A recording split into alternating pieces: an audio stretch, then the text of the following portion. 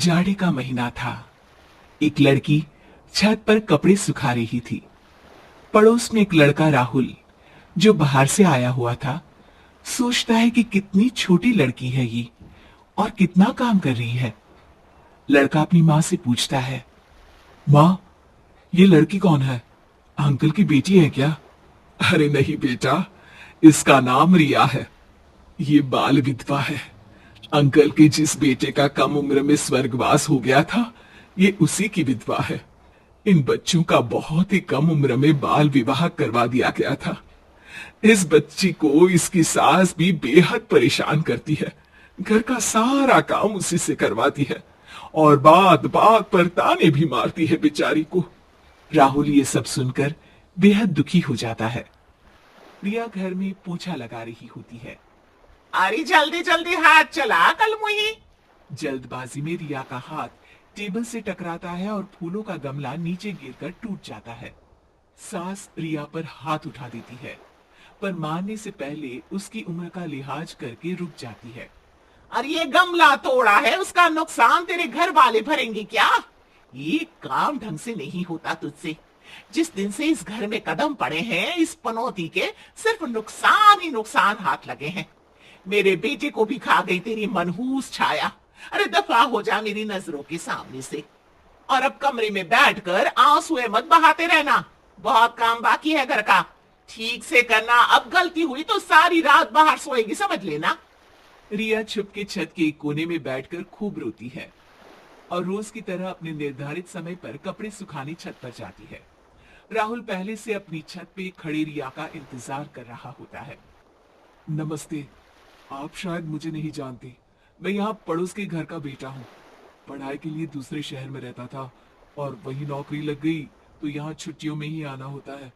राहुल बात करने की कोशिश करता है, लेकिन रिया जवाब नहीं देती और धीरे से नजर झुका लेती है। अब मैंने आपके बारे में सुना, मुझे बहुत बुरा लगा। आप मुझसे शेयर कर सकती हैं अगर चाहे तो। जी नमस्ते। नहीं, ऐसी कोई बात नहीं है। इतने में रिया की सांस वहां आ जाती है। रिया घबरा कर कांपने लगती है।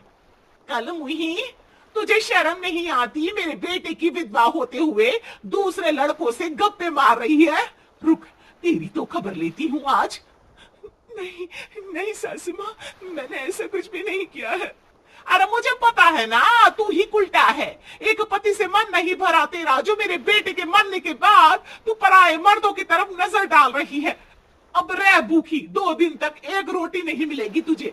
जब पेट में चूहे दौड़ेंगे तब तेरी अकल ठिकाने लगेगी। चलो नीचे, मुझे 1 घंटे के अंदर सारा खाना बना के तैयार चाहिए।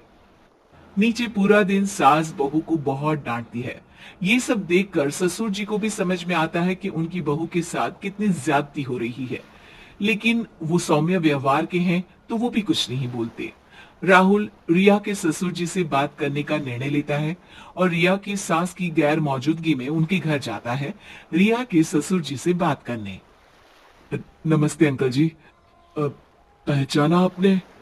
जी मैं वही हूँ जिसको आप लोग गलत समझते हो। अरे नहीं नहीं बेटा, हम गलत नहीं समझते तुमको, लेकिन बस घर की मुखिया के आगे हम कुछ बोल नहीं पाते। अंकल जी, आपकी बहू की उम्र कितनी कम है। बाल विवाह के कारण आज उसको ऐसा जीवन बिताना पड़ रहा है। उसके कितने सपने रहे होंगे। वो भी तो घूमना फिरना चाहती होगी बड़े होकर अपने पति के साथ, लेकिन जब वो बड़ी हुई तब तक तो उसके पति का मृत्यु हो चुका था। आप उसकी शादी करवा दीजिए, पूरी जिंदगी पड़ी है उसके सामने, वो संभल जाएगी। अरे बेटा, तुम तो समझते हो घर की मुखिया रिया की सासू जी है, उनके आगे बोलने की मेरी भी कभी हिम्मत नहीं हुई बेटा। अंकल, आपने कभी अपने लिए आवाज नहीं उठाई, आपकी उम्र ऐसे ही कट गई। चलिए ठीक है, आपके बेटे के मामले में आपने हिम्मत नहीं की। उसकी माँ उसको पढ़ाई के लिए दबाव डालती थी। वो नहीं समझती थी कि उसको नहीं करनी थी इंजीनियरिंग। वो गिटारिस्ट बनना चाहता था अंकल, पढ़ाई अच्छे से नहीं कर पाया और आत्महत्या जैसा बड़ा कदम उठा लिया। भगवान न करे, लेकिन कल अगर रिया ऐसा कुछ करने को मजबूर हो जाए तो ये पछतावा आप मन से हटा पाएंगे? आज उस बच्ची के लिए आवाज उठा लीजिए अंकल, वरना आपको आपके बुढ़ापे में अफसोस होगा। आप उसकी मदद कर सकते थे। आप उसकी जिंदगी खराब होने से बचा सकते थे। ससुर जी राहुल के जाने के बाद अपनी आराम कुर्सी पर बैठकर इस बारे में बहुत सोचते हैं। रिया बिना कुछ खाए पिए घर का काम कर रही है। भूख के कारण उसको होश में होश नहीं है।